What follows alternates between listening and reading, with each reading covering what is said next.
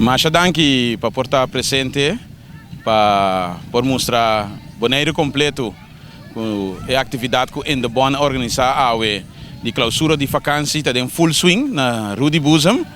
Tava tem caba na Rincon, esse é um lugar na Chaluna e Charason não está na Rudy Bosom e Chabierne não está na Josie Bukout. Assim nós podemos clausurar a vacância para muitos não e quando começar na área escolar com hope ânimo. Chaluna vai hope bom na Rincon, nós temos ongeveer 122 mucha.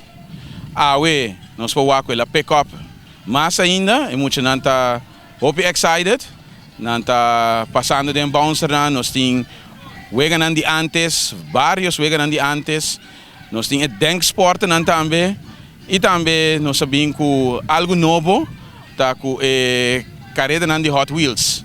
Esse aí tá kick e muitos não conhecemos já disso aqui e tá algo novo e tá great para muitos não experienciar. Nós sabemos que a ideia que na primeiro lugar nós queremos algo para muitos não. Então é hope importante para muitos não tá basic, para muitos não tem algo para assim e não pode ir na dia. É parte que me quer fazer mais outro ano que ainda nós temos mais atividade durante a vacância. Nós queremos vir com inovação dentro do bom com plano de vacância, mas é ano que nós decidimos que nós estamos começar com semana de atividade e assim na outro ano nós podemos crescer ainda mais. Então é hope importante para combinar algo moderno com os bouncers junto com nós wegan de antes, junto com Hot Wheels, dus pouco de turcos de gosto para tudo muito não. Seguro, me está invitar o povo de Bonaire para Chabierne, bem em grande na Josie Ballpark. Você está acorda dia de rei com grande tabatata.